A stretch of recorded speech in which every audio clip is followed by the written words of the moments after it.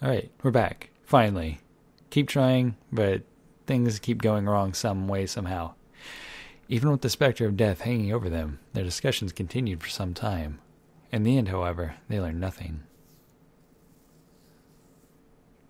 By the time they finished, 1.5 of their 9 hours were gone. All they had to show for it was impatience. Man, look, we only got 7.5 hours left, okay? You really sure you want to just sit around? No one was willing to argue this time. Thank you! Very well then. There's only one way for us to proceed. Sure not going to be fun running around knowing we gotta jump when Zero says jump. Well, it's stupid to just sit around here doing nothing. Thanks to Snake's card, at least we have some idea of how this all works. Correct. And so long as we follow the rules, we will most likely be alright. But what? Who's going to go in which door? June looked toward the numbered doors. Oh yeah, that's right. We can't have any more than 5 people in one door. All 8 of us can't go in the same door. What the hell is happening? Then it would seem we will have to split up. Oh wait! Lotus looked terrified. I'm telling you now, there's no way in hell that I'll be going into door 5. Come now, don't be selfish. Call me whatever the hell you want, I'm not going in there. If I'm going to have to walk through all that blood, then I'd rather stay here. That was well timed. Sigh. And we were doing so well. Ace shook his head sadly. Sorry, but I ain't going in there either. Someone else can go into door 5. Oh, Santa, not you too. Hey man, I just bought these shoes. If you think I'm getting some creepy dude's blood all over him, you got another think coming. That was the last straw. What the hell, man? Were you the one who kept saying we should get going? Yeah? So? Doesn't mean I wanted to go into door 5. Oh, God. There was an awkward silence. Finally, Seven spoke. Fine. I'll go into door 5. I can't go in there alone, though. Anyone else willing to come with me? There was another long silence. This time, Snake was the one to break it. I'll go. What?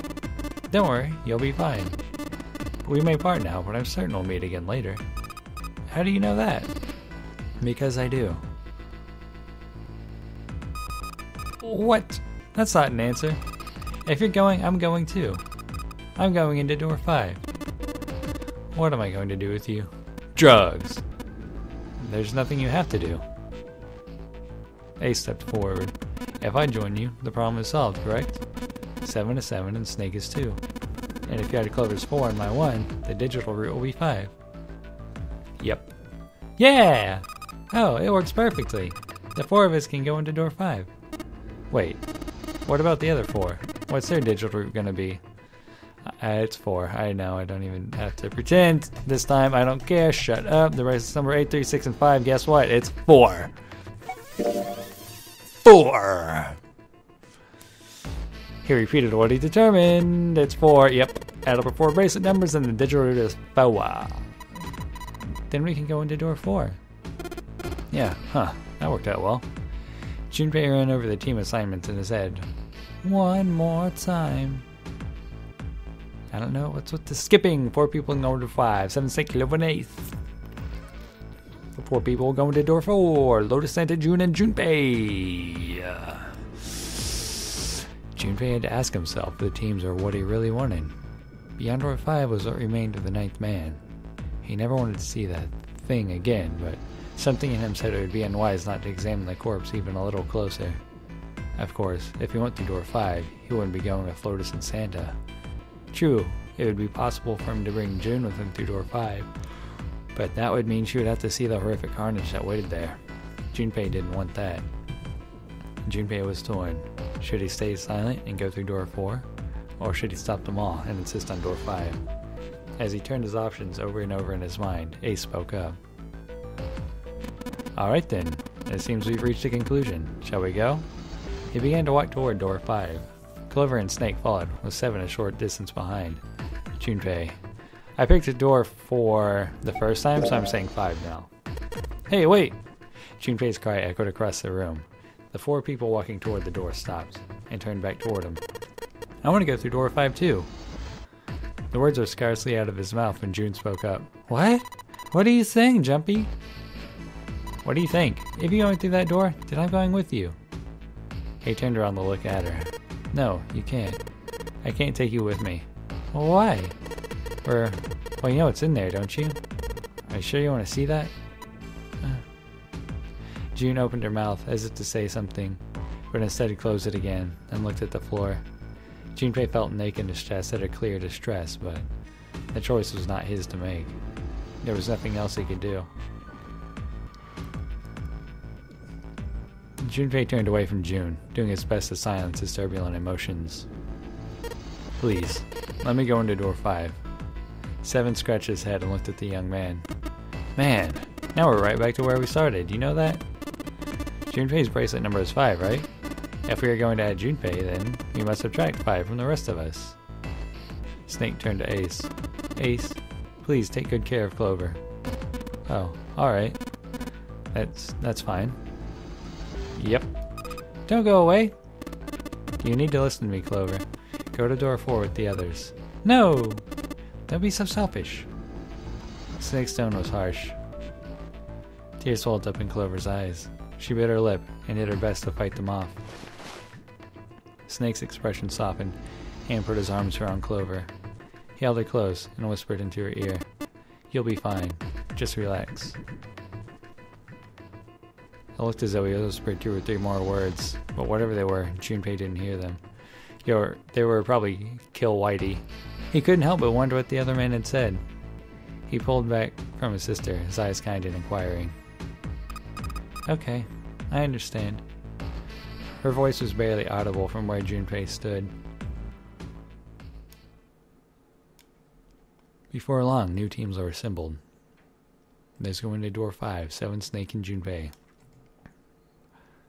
Those going to door 4, Lotus, Santa, June, Ace, and Clover.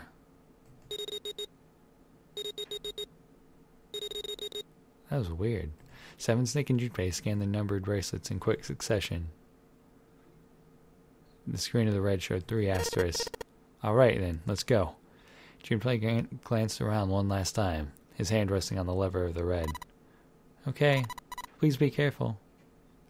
Concern was written plainly on her face. Junpei looked her in the eye and gave what he hoped was a reassuring nod. He pulled the lever.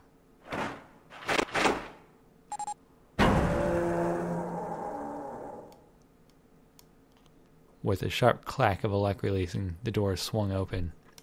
Ahead of them, in the small hallway, were the pitiful remains of the 9th man. For a moment, Junpei froze. Try as he might, his eyes would not leave the corpse, and his feet would not leave the floor. 7 too seemed paralyzed. Snake, on the other hand, seemed unconcerned. He walked calmly down the bloody hallway, and only stopped when he realized his companions were not following. Do you intend to kill me? I assume you haven't forgotten the door only remains open for 9 seconds, have you? He hadn't even bothered to turn around. His head was, at most, slightly cocked toward one shoulder. Junpei and 7 looked at one another, nodded, and threw themselves through the door. Bloop. As they did, a cold tone sounded from the left wrists of all 3 men. That's neat. 7 and Junpei looked down at the bracelets. On both of them, and on Snake's, a red skull flickered to life. The detonator had begun its countdown. They had scarcely processed this information when...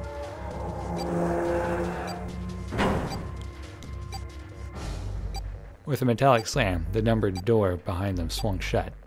Unless they could find the device that would deactivate the detonators on the wrists, they would not be leaving the hallway. Hey, where's the dead? The fear and urgency in 7's face reflected what all 3 of them felt.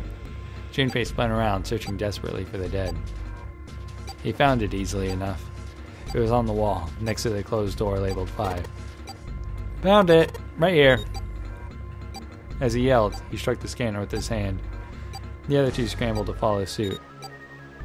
I like the krakens on it, that's pretty cool.